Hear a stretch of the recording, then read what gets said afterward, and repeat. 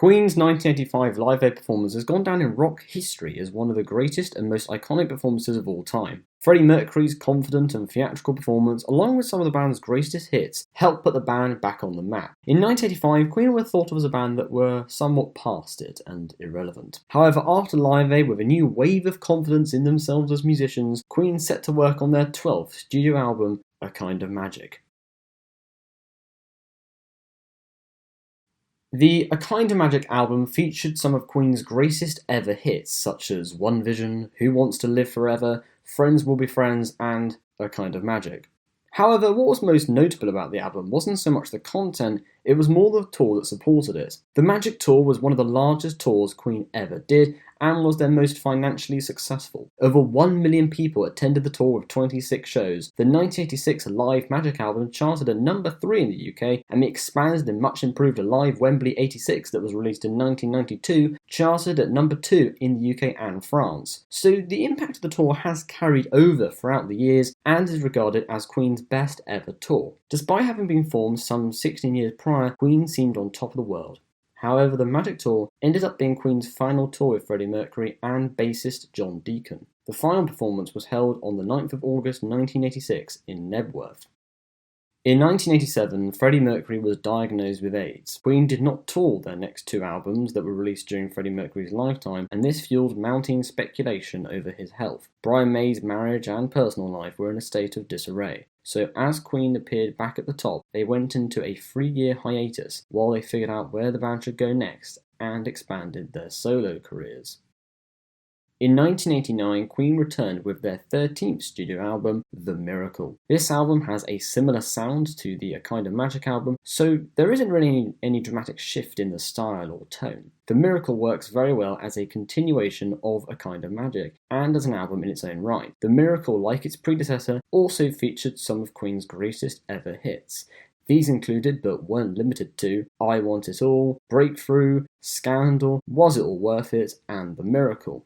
The Miracle received positive reviews, with some critics calling it a real return to form and the best Queen album of the 1980s, which, as this album was released in 1989, said a lot. The Miracle sold an estimated 5 million copies worldwide, which with no tour and a decidedly mixed response in America since the I Want to Break Free music video in 1984, can only be determined as a success. Many bands rely on both successful large-scale tours and America for big-time success, but not Queen, it would appear. However, the lack of any kind of tour and limited public appearances from their lead singer meant that speculation was now rife when it came to Freddie Mercury's health. The media had noticed Mercury's increasingly infrequent public appearances and his evident weight loss. In March 1989, just 2 months after the recording was finished on the Miracle album, recording began on the Innuendo album, Queen's 14th studio album. Innuendo from the off has a totally different sound to what people had come to expect from Queen. The album does harken back to their early albums, most notably their first 2. However, Innuendo is the best Queen album ever made. That's not a knock at the first 2 albums, they're fantastic, but Innuendo is a complex and intricately designed album that has Queen at arguably their most thought-provoking and philosophical, but I'm getting ahead of myself. So here is why Innuendo is the greatest Queen album.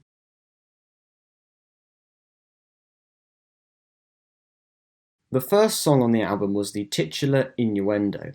Innuendo has been described by many music enthusiasts as the 1990s answer to Bohemian Rhapsody, and you can definitely tell that once you've listened to both. Innuendo was very much a return to Queen's roots and can be certainly described as a progressive rock track. By the 90s, prog rock was no longer the dominant subgenre of rock, so it was certainly an interesting creative decision on the part of Queen to return to this subgenre. Thematically, Innuendo is one of the darkest and most pessimistic songs that Queen have ever written. In the lyrics, questions are raised about why humanity cannot live together harmoniously. This is a huge shift from the optimistic song The Miracle from the previous album, which was about many of the good things in the world. Innuendo, in many ways, is the opposite of that song. Innuendo is the longest Queen song at 6.5 minutes.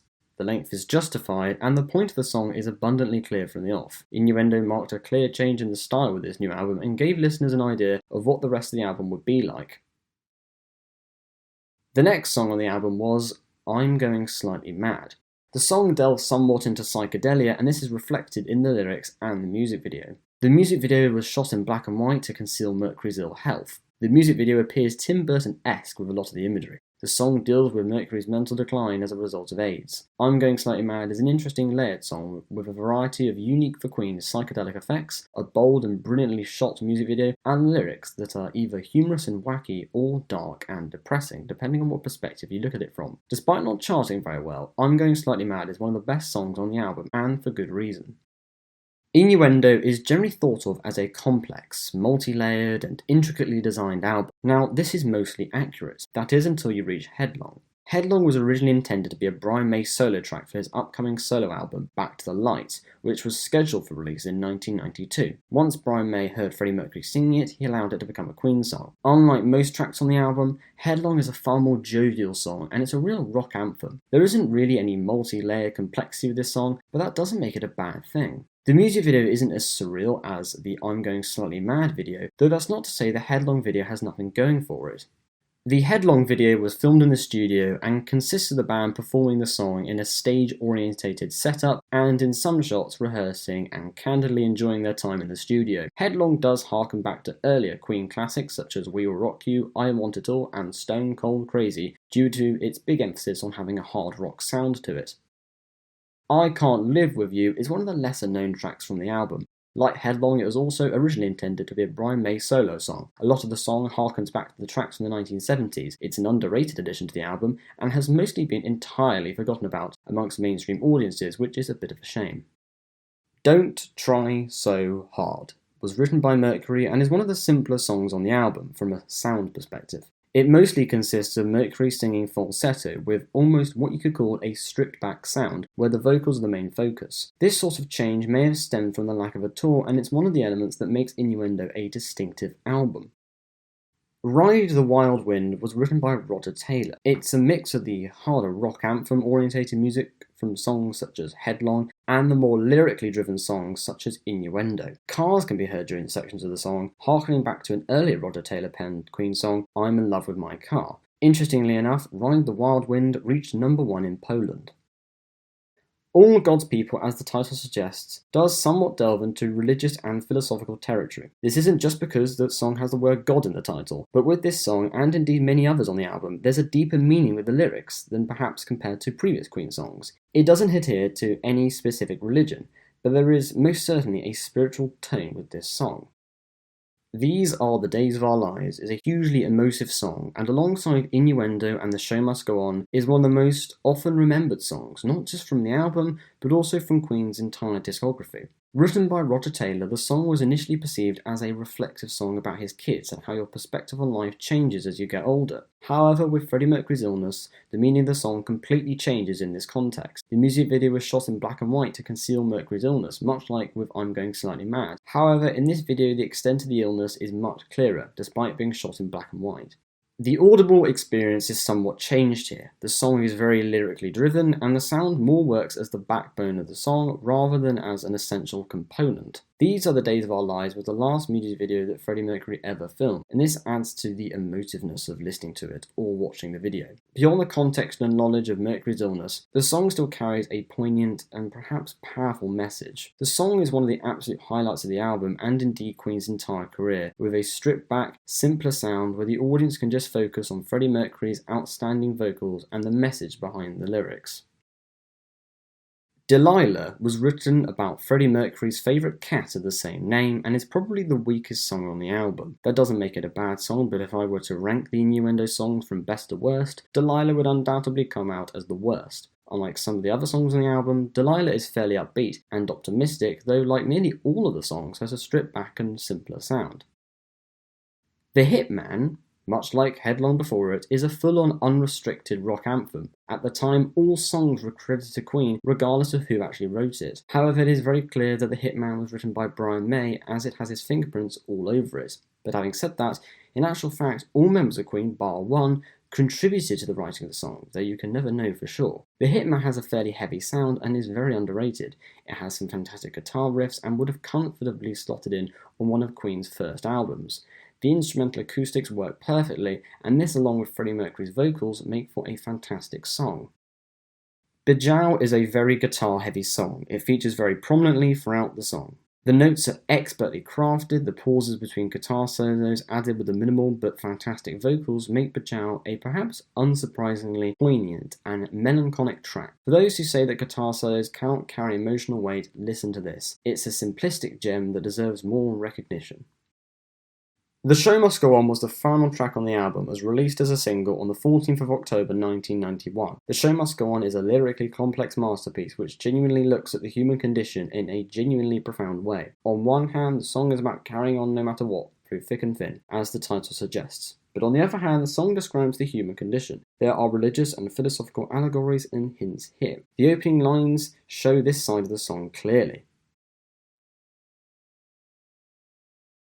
From a sound perspective, the track just exudes pure Queen. It's neither a very heavy song like Bajau or Headlong, but is neither a more pop-orientated track. It leans to the heavier side without ever going off the charts. No music video was shot for The Show Must Go On, as by this stage Freddie Mercury was deemed too ill to appear in newly filmed material.